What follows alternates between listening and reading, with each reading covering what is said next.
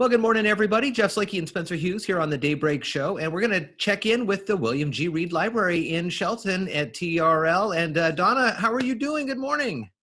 Good. How are you doing? Good, and good to see you and talk with you here and getting a little update on things that are happening with the library. It's summertime, and so I know there's always the encouragement for reading 20 minutes a day and things like that during the summer. What is summer offerings going to look like during coronavirus?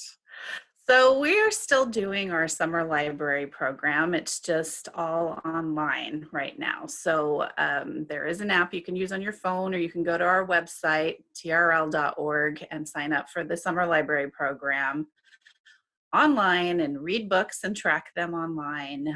Or you can print out a log if you want to do it that way.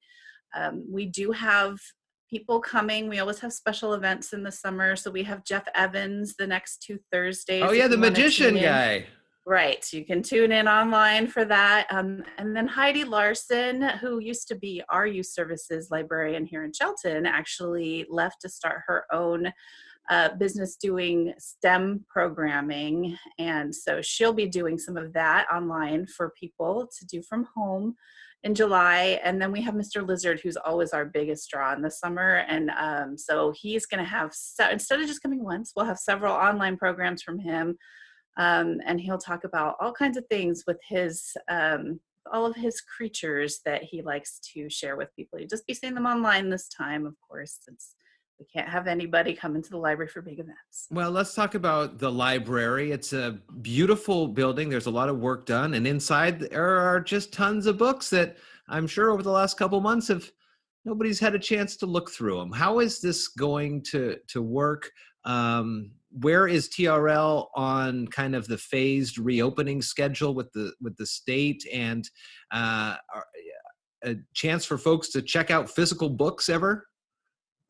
Yes. So we have been cleared by the governor in phase 2 to do curbside pickup. All libraries can do curbside pickup, but that comes with a list of rules that we are trying to make sure we can adhere to, as far as, are we going to be able to clean appropriately, sanitize everything, the workspaces for staff? Do we have proper PPE? So we've been ordering all of that stuff and trying to get everything in line and trying to make sure that we're ready. Our staff have not been back in the building yet, except for a couple little errands people have had to run. And so we're hoping to get back in the building and get all set up for the curbside, which we're actually going to be calling library takeout. And so people will be able to drive up and pick up their holds. It's going to be, we're not going to be able to transfer books between all of our other 26 branches. So it will just be what's on the shelf at Shelton. Our due dates have been extended to August 1st, but we're hoping maybe the week of June 23rd.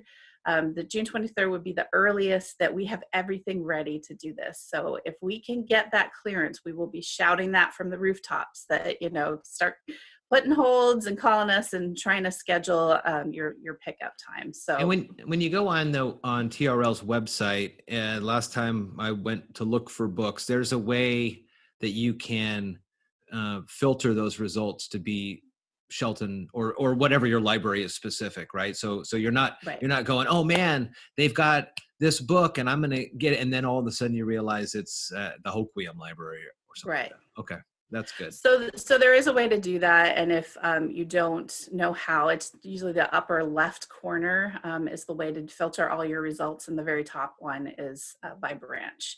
So yeah, people can give us a call if they're having trouble doing that, or they can just give us a call once we have our takeout services starting, so we can look things up for them. They can even call us and say, hey, I'm just looking for a bunch of cozy mysteries. Sure. And we'll pull some books for them. So.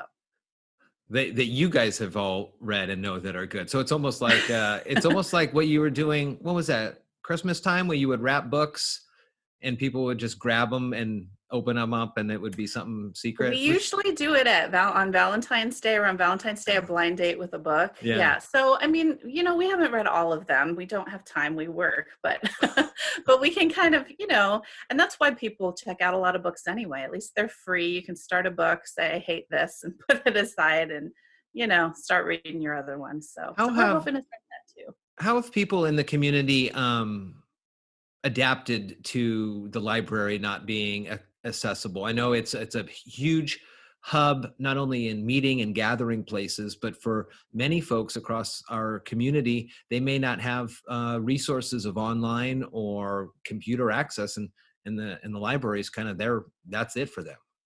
Right. And that's something that we've been talking about, because really the only people we can reach right now are people who do have internet access. So we know that we're missing out on serving a lot of people who really count on our services. And, yesterday we were talking about phase 3, because most of our counties, I think all of our counties, are applying for phase 3, which might start, I heard, as early as June 22nd. And how do we have people in the building and social distance and make sure that we're still making that a safe space for everybody? And computers might be a priority, really getting people back on computers, because so many people don't have access. We still have Wi-Fi that you can reach in our parking lot if people need that. But as far as actually using computers, we're not sure we're going to be able to do that again. But we know that there's a lot of people we haven't been able to reach Yeah. recently. Well, it's a tough time for everybody, and I think you, along with every other business in the county, has done the best they can to adapt to this and really throw everything at the wall and find out what sticks and what could look good now and moving forward. What are you reading right now? What's a good book you're reading? Um, I am reading, you know what? I never know the titles of the books I'm reading. It's terrible. So let me look it up. So I'm reading More Than Enough, which is a memoir I've been reading a lot of memoirs by women who are younger than me, which is kind of funny now that I'm in my 40s, but she is the editor of Teen Vogue. She is a Black woman, so she's talking a lot about the racist issues she's dealt with and trying to have more representation at Teen Vogue, and how she really changed the company there, and what the articles they write about and their focus. So that's been interesting. I'm also, because everybody's talking about race right now, I'm reading White Fragility. So that's another book that a lot of people have been recommending. But So what I've been doing, since I don't have access to our shelves either, I'm either getting things online, or I've been reading a lot of my fiction books. I like a lot of British mysteries that I've purchased but never been able to read, because I always have that looming library due date. uh-huh. So now that I don't have access to books either, I'm like, oh, I probably need to read some of these books that I we purchased and never read. You brought up a couple books regarding race, and I know during flashpoints around the country and in the communities, the libraries often serve a purpose to highlight books that focus on racial injustice, if that's the topic, or like when we talk about banned books or things like that. How is TRL exposing people, I guess, online? Are there links on the website to Black authors, or if you read this, maybe you'd like this?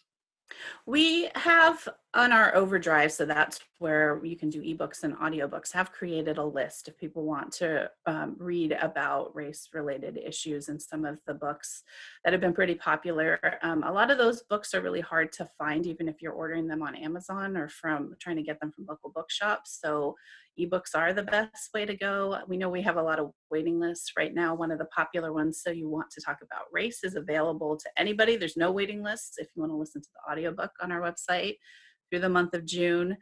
It is something that we like to be the place where people come and talk about some of the issues, and it's been hard to do that. And so, it's one of our 3-year goals in our strategic direction. Equity, diversity, and inclusion is one of the things that came up as important to people when we were doing community conversations last year. And so the topics right now with anti-racism, those are coming up. How do we reflect our communities as an organization? How do we help with conversations? But also, how do we make our spaces more comfortable for a variety of people? Maybe people with disabilities. Maybe this is our chance we're looking at a renovation soon, and that was one of the things that we took into consideration, is our physical space.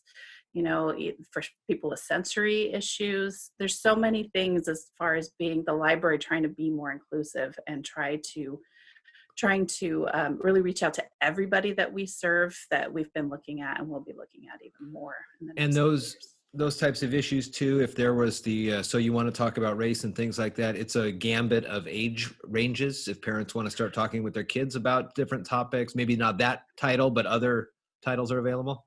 Yeah, and so we've been sharing links. We've been really active on our Facebook page, trying to engage with people, and some of our other library branches have too. I know Lacey's been, and Olympia have been posting a lot of links, like how to talk to your children about race if they want to do that, if they want to follow some other of our other sites. And so, yeah, there are some options there, as far as talking to our staff. If you want to talk to our staff, if you need book recommendations on this topic or anything else, or you need help with your library card account, we do have people Monday through Friday doing online chat from home, so people can get help with readers advisory, which is our term for getting book recommendations. So yeah, that's always an option too if you're not finding enough on our website or our Facebook page. Well, as the days get longer, no better time than to pick up a book and read at least 20 minutes a day. Donna, good to see you and good to check in and find out what's going on at TRL. You can always get more information on trl.org and, of course, in Shelton, the William G. Reed Library. Again, Donna, thank you so much for spending some time with me. Thank you, and we hope to see our patrons soon. Yeah, that'd be great.